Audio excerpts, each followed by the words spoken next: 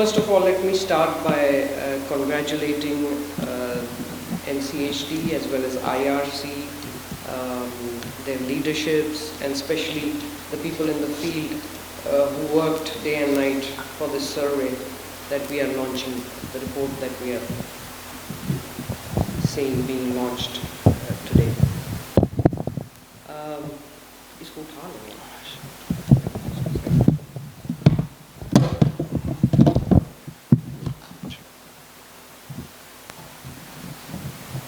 I think this is a big achievement because, like it was already stated, this pandemic is one of the worst crises that the world is facing after probably the Second World War.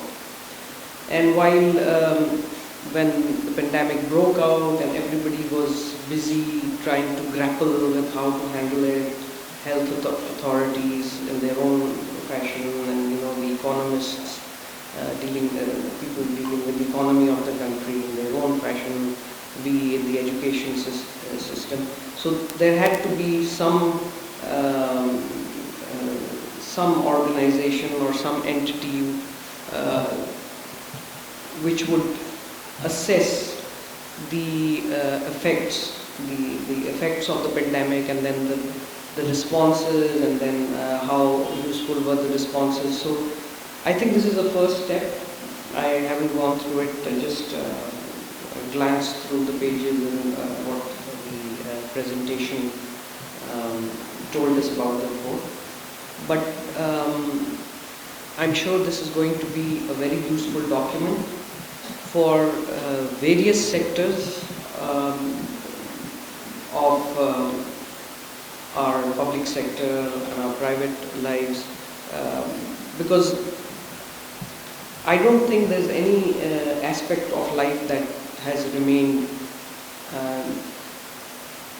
unaffected by this pandemic. It's a whole new normal that we are faced with, and we must realize that we'll have to live with it for quite some time, and maybe we'll have to adapt to these new practices.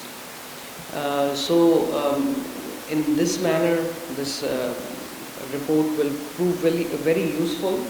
But I would like to request and advise that, and it has, the desire has been also expressed that this will keep this as a live document, keep updating it, filling the gaps, and maybe adding new aspects to it, and then we, the stakeholders in various sectors of the society, we can give our input in what additional information we will be needing. I will be most interested in my own sector, education. Let me tell you that we are very concerned about the education sector. As soon as the pandemic broke out, the Ministry of Federal Education, which it was being said that after the 18th Amendment it's irrelevant, and why is the ministry here, and what is the role? But as you all saw, the ministry played a leadership role in so many aspects.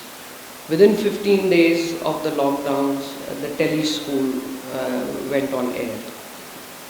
I accept that it's not the most excellent content that we are airing, but at least it was something. And again, the Gallup survey shows that the viewership was wide. Recently, after the second wave, we've launched radio schools. One of our partners is sitting here. They have been very kind to provide their content free of cost for the radio school. Then we have the e-portal, which has all the online content and the links to the radio school and tele school.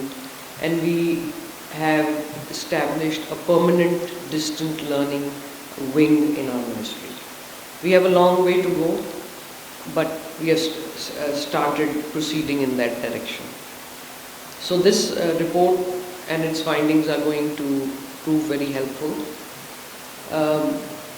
We had to go for another closure with a very heavy heart, but this time it's not a total closure. We are calling it home-based learning.